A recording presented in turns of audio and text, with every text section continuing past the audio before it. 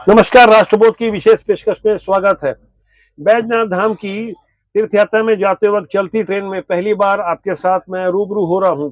छत्तीसगढ़ की राजनीति में जिस तरह से तेजी से घटनाक्रम बदल रहे हैं, रातों रात नया मंत्रिमंडल बन जाता है, विभागों का जिस तरह से बदलाव हुआ, उसके अलावा जिस तरह से एक आदिवासी चेहरा डॉक्टर प्रेमसाय सिंह टेकाम ने अपना दर्द प्रकट किया और यह बताने की कोशिश की कि मैंने त्याग किया है, बलिदान किया है। उसके पहले डॉक्टर प्रेमसाय सिंह टेकाम ने जब यह समझाने की कोशिश की कि इस्तीफा दिया नहीं जाता, इस्तीफा लिया जाता है, बाकायदा आला कमान का नाम लेकर जब उन्होंने बातें कही मीडिया के सामने, जब उनका दर्द छलका, तो 24 घंटे के अंदर ऐसा कुछ हुआ कि उन्हें कैबिनेट मंत्री का दर्जा दे दिया गया।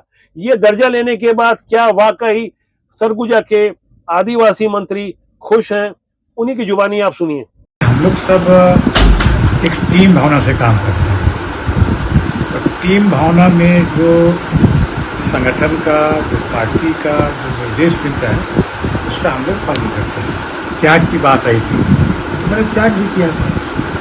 त्याग और बलिदान की हमारी पार्टी है, तो ये संगठन में, पार्टी में पद आते जाते रहते हैं। हम लोग के संबंध बने रहे, ये हम कोशिश करते हैं। ऐसे बदले हालात में विपक्षी भारतीय जनता पार्टी भला कहां चुप रहने वाली थी।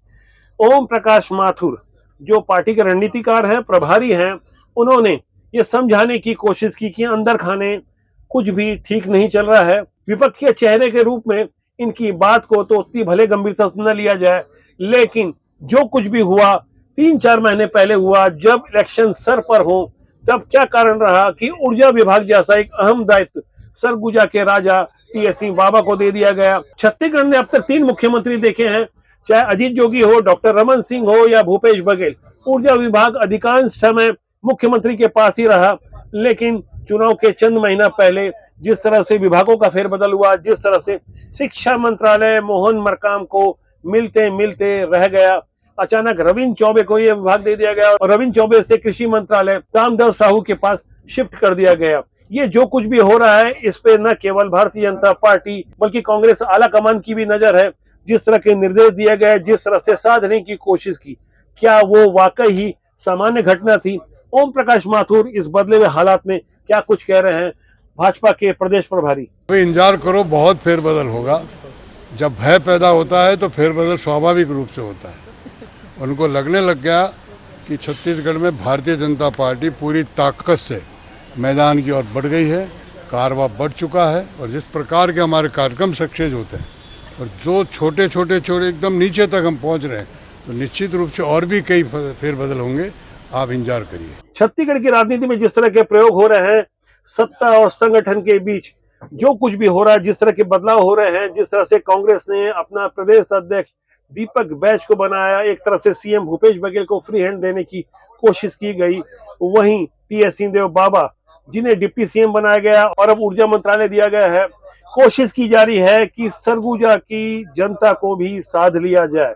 टीएस सिंहदेव बाबा को लेकर सरगुजा से कोई बहुत अच्छी रिपोर्ट नहीं आ रही है। ग्राउंड पर हमने जो जानकारी एकत्र की, जिस तरह के इनपुट्स आ रहे हैं, सरकार के पास भी ये सारी बातें हैं। वह समझने वाली बात होगी कि टीएस सिंहदेव बाबा जो बनना चाहते थे या जो बातें अभी कह रहे हैं वो सही है, या उन्हें पहली वाली बात में अड़े रहना था। ऐसे ढेर सारे प्रश्नों का जवाब सरगुजा की जनता चाहती है। इसके अलावा जिस तरह से कृषि मंत्रालय तामदो साहू को दिया गया, वहां यह बताया गया कि स्वास्थ्यगत कारणों से रविंद्र चौबे से विभाग लेकर तामदो साहू को दिया गया है, जबकि शिक्षा मंत्रालय के विरुद्ध भी ढेर सारी बातें आ रही थी, घेराव की तैयारी हो रही थी।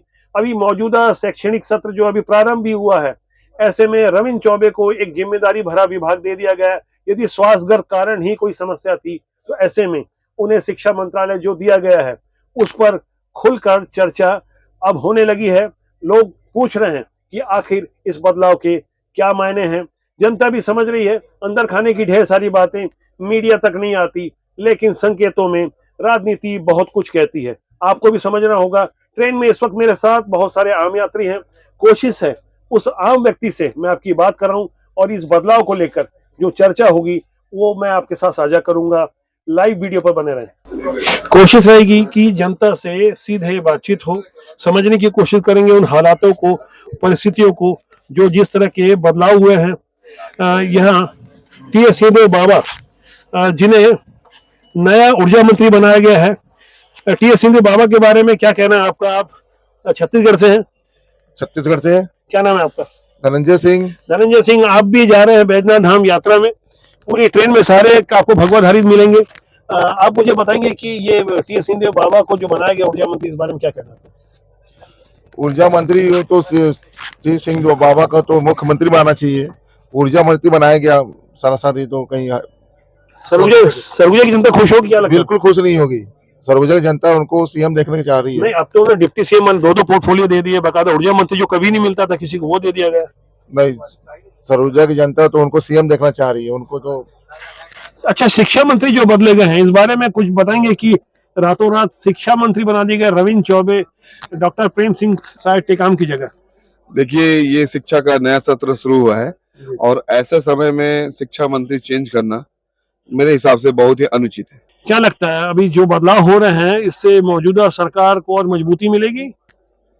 देखिए, जो विभाग चल रहा था, अब इस सत्र स्टार्ट करने का समय है, ऐसे समय में चेंज करने से मजबूती नहीं मिलेगी। शिक्षा मंत्री के अलावा बोल रहा हूँ कि संगठन और सत्ता में जो बदलाव हो रहे हैं रातों रात, इस बारे में आपका क्या कहना है? देखिए, टी.एस. सिंहदेव राजा थे, राजा हैं और राजा रहेंगे, पर उनको अगर मुख्यमंत्री नहीं बनाया गया तो मेरे नजर में उनके लिए कोई मायने नहीं रखता है। ये आम जनता है, मैं ऐसे ही अचानक जो मुझे यात्रा करते मिल रहे हैं, एक एक करके बातचीत करूंगा। कोशिश होगी किसी नारी शक्ति से ही बात की जाए। छत्तीसगढ़ में नए शिक्षा मंत्री बनाए गए हैं रविंद्र चौबे, इस बारे में आपका क्या कहना? हाँ, रविंद्र चौबे जो भी बने हैं, कल रात में ही बने हैं वो एजुकेशन मिनिस्टर उनको बना दिया गया कल रात में ही। तो मेरे ख्याल से तो लगता है कि अभी चेंज नहीं करना चाहिए, ये थोड़ा सा पॉलिटिकल मैटर लग रहा है, वो इलेक्शन वगैरह आ रहा है शायद इस वजह से।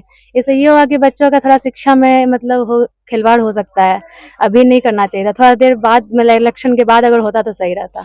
आम जनता की आवाज है और आगे मैं काफी इंटरेस्टिंग बातचीत हो रही है, मैं बातचीत को थोड़ा आगे बढ़ाना चाहूंगा।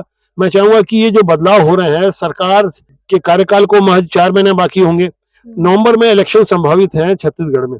ऐसे में पहले संगठन के प्रदेश अध्यक्ष को बदला गया, उसके बाद मंत्रिमंडल में रातों रात बदलाव हुआ, इसे आप कैसा देख रही हैं? ये बदलाव वगैरह अगर हो रहा है तो ये थोड़ा लगता है कि पॉलिटिकल मैटर तो है, उनका वोट बैंक थोड़ा बढ़ेगा, इस वजह से थोड़ा किया जाए, लेकिन अभी करना नहीं चाहिए था चेंजेस, इससे बच्चा का एजुकेशन पे थोड़ा सा इफेक्ट तो पड़ेगा ही। ये आम पब्लिक है, आम जनता है, जागरूक है, सारे विषयों को समझती है, अब खुल करके बातचीत होती है। डिजिटल का दौर है, सोशल मीडिया के माध्यम से खासकर युवा पीढ़ी काफी पहले से कहीं ज्यादा जागरूक हो चुकी है। ऐसी ही अनेक जानकारियां हमारी कोशिश होती है जो आम जन सरोकारों से जुड़ी है, आप तक साझा करें। कोशिश रहती है राजनीति की सुचिता के लिए लगातार अच्छे लोगों को प्रस्तुत करें, जिससे स्वस्थ राजनीति के माध्यम से देश और समाज का भला हो सके। क्योंकि हमारा ये मानना है कि राजनीति में अच्छे लोगों को आना चाहिए, राजनीति बुरी नहीं होती, राजनीति में काम करने वाले लोग अच्छे या बुरे होते हैं। केसरिया बाना से मैं इस वक्त साउथ बिहार ट्रेन से बोल रहा हूं। पहले मेरी कोशिश थी कि मैं 23 जुलाई को सीधे स्टूडियो में आपसे आके मिलूं, लेकिन अब मैं लगातार आपसे मिलूंगा। आज के लिए इतना ही, मेरी आपसे फिर बहुत जल्दी मुलाकात होगी। नमस्कार।